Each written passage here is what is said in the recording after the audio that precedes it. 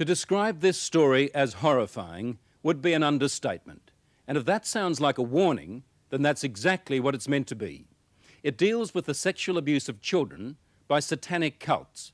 And not only that, human sacrifices as well.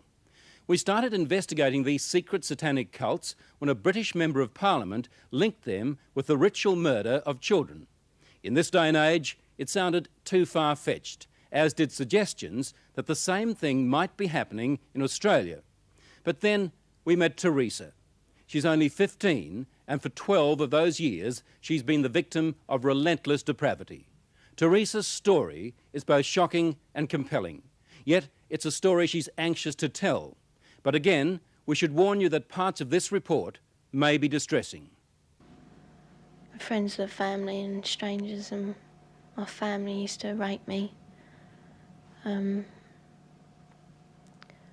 Make me abort the babies I had.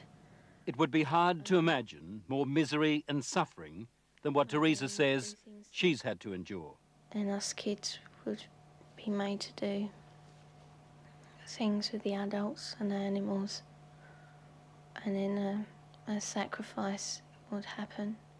The sacrifice, were these animal sacrifices? Animals and people.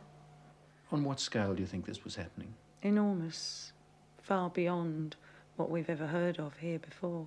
Teresa's mother, Bridget. You're talking about mass murder? Yes, on a scale that this country's never heard of before. Like the old people's homes now, only these are... For the first time, Teresa is learning what it's like to live with love instead of fear. Pretty low. In this quiet English village, with the help of her mother, she's slowly repairing her broken life. Teresa is now 15, but at the age of 2, she was left in the care of this woman, the grandma she called Nan. And that, she says, is when her torment started. Who was the leader? Who was the boss of the gang, of the cult? At home it was my nan. Your Nan made you have sex with animals? Yeah. Like goats and donkeys.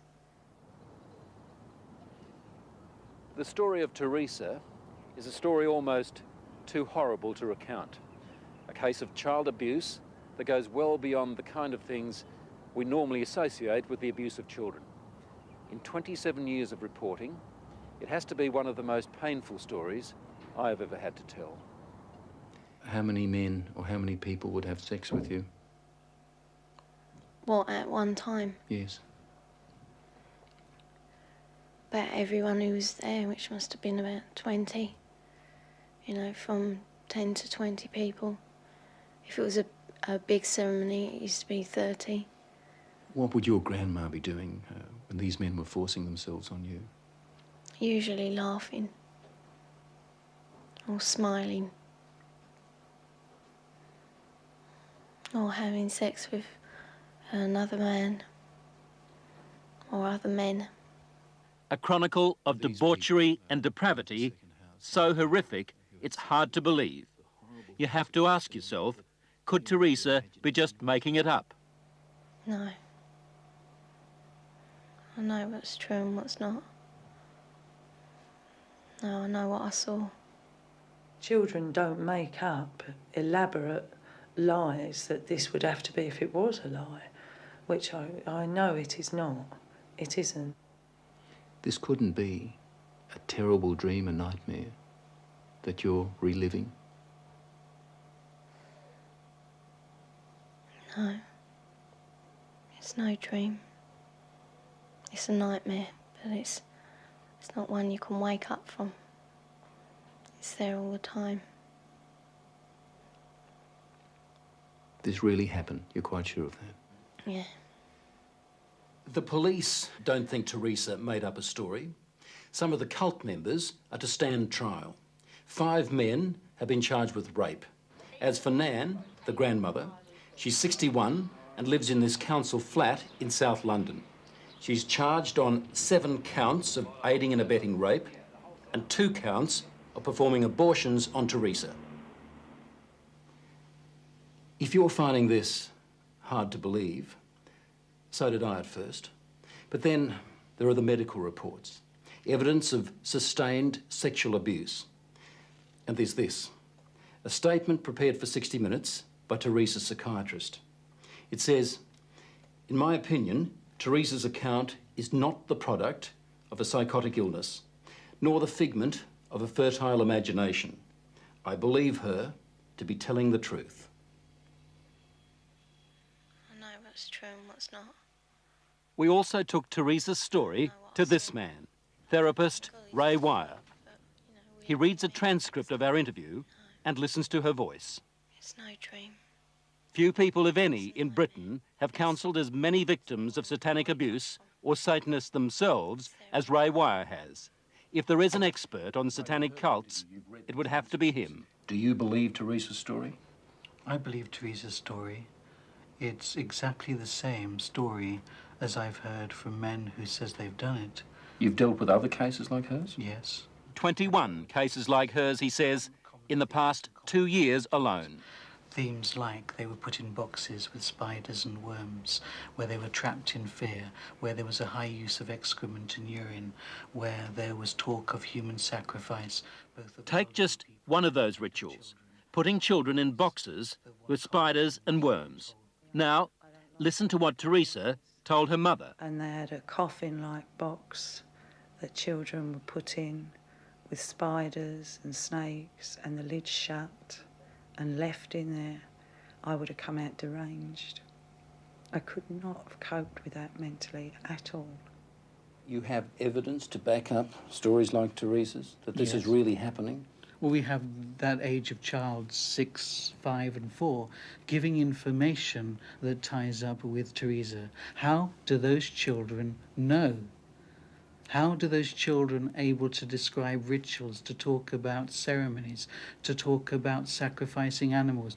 How do those children know? Nightmares, imagining it? You can't imagine those things at 3 and 4 years old, and you also don't have the evidence of anal sex abuse and oral sex abuse and all that other abuse that clearly those children have experienced and endured. During these ceremonies, was Satan, the devil, ever referred to? He was called Lucifer.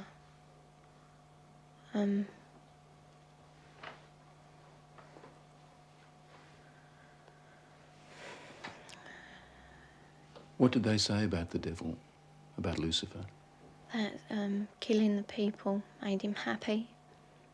Sacrifices to please the He devil. used to talk about According to Teresa, the worst rituals took place at a house somewhere in the country. it was big, you know, expensive. From the front, it looked like a castle. You know, it had a long drive and big double wooden doors. Do you think they were rich people then? Very rich.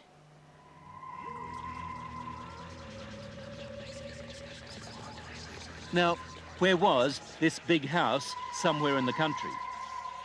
Teresa says she can't take the police there because the Satanists made sure she'd never know how to find it. Teresa was always drugged, or on a couple of occasions she says she was knocked out. So she never fully knew the route. There was a tramp who was brought in once, you know, and he was killed. He was cut from his throat down to his stomach. And they ate him, or bits of him. They killed a man at a ceremony Yeah, in front of you? yeah, in front of all of us. Did the tramp, did this man fight back? No, I think he was, you know, drunk or something. He seemed really dopey. He was laughing a lot when he was brought in. And he started screaming when they began to cut. But after a while, you know, he died. I'd seen a few killings before then. Although I wasn't used to it, you know, that was the worst one. I really don't know what I thought. I suppose I thought, thank God it's not me. Let me get this right now. Are you saying that you saw more than one person killed in that house? Yeah. I've seen loads of babies killed there, just newborn babies, or aborted ones which were only small. You know, 4-year-olds. Any age, really. Did they ever say they might kill you? They threatened to kill my little girl, who, when I left, was still at the house. A friend? Huh? What little girl? My little girl, Alex. She's about 4 now. You mean you had a child? Yeah. How old were you when you had that child? 11.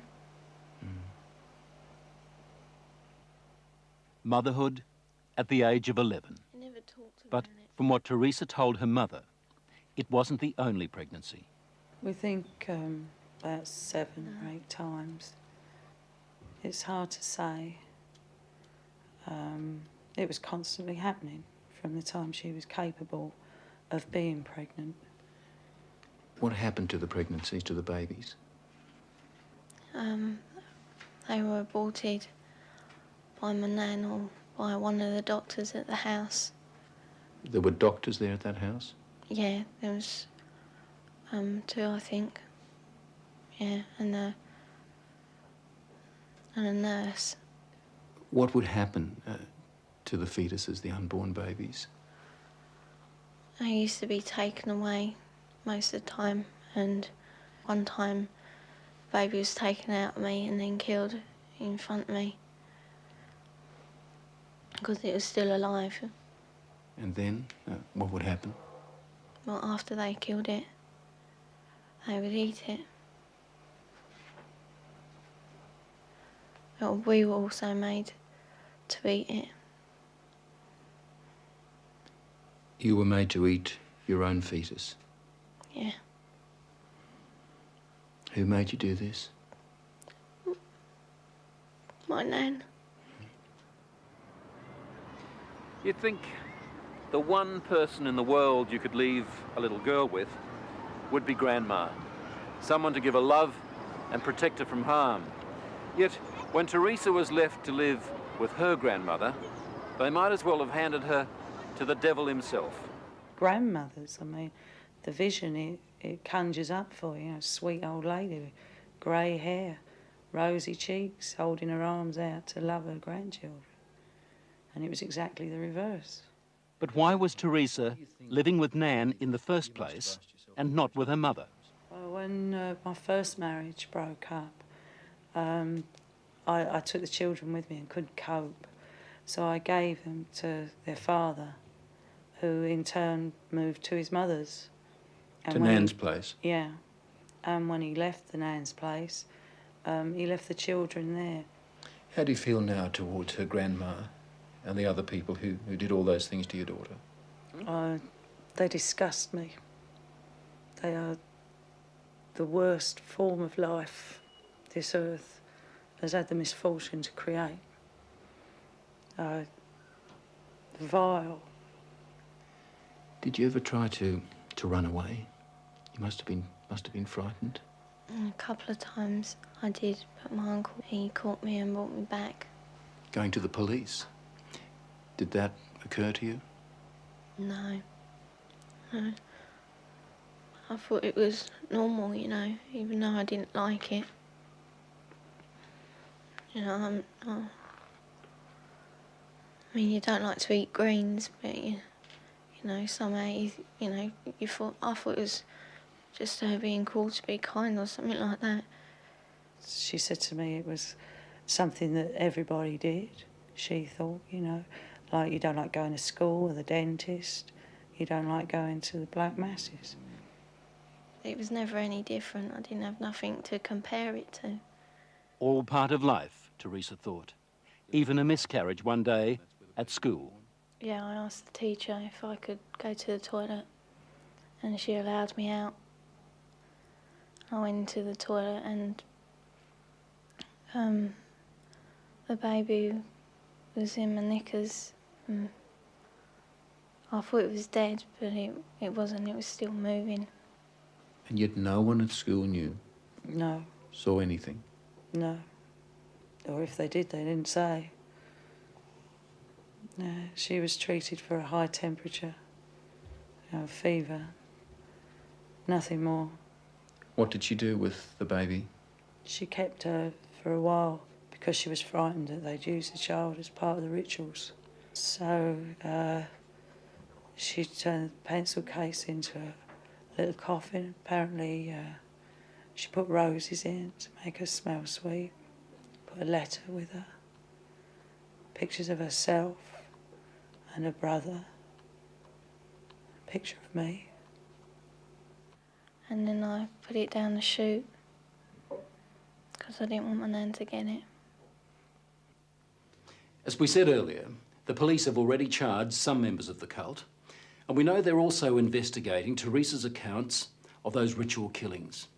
If there were as many as she told us, then the Satanists had a problem. How did they get rid of the bodies? They had a tub, pretty big, I don't know. A very big tub, and they used to put the bodies and bones in there. And it used to go like, fizzy and that. And then there was nothing left. Well, there didn't seem to be, but when they cleared it out, there used to be a sludge at the bottom. Teresa's story, her account, doesn't really surprise you. It doesn't surprise me in the light of satanic abuse, no. Do you get frustrated with people who just won't accept that these things do happen? Yes, because I've worked with murderers in prisons for years. Not that long ago, a boy was found in a forest in southern England without a head. We have no doubts that men can do that. And yet when we start talking about men within Satanism who actually believe in evil and it's the right to express evil, we suddenly have a doubt. As I was leaving Teresa's place, she handed me this note. It's addressed to the film crew. She says, "Thanks for bothering to help kids like me. I hope it helps." On the other side, there's a poem Teresa made up while she was staying at Nan's place. She calls it Nothing Left. Nothing left. I would scream, but there is no voice left. I would cry, but there are no tears left. I'd fight, but there is no strength left. That was just part of our investigation of Satanism in Britain. We're also gathering evidence about the activities of such cults here in Australia. Hello, I'm Liam Bartlett. Thanks for watching. To keep up with the latest from 60 Minutes Australia, make sure you subscribe to our channel. You can also download the 9Now app for full episodes and other exclusive 60 Minutes content.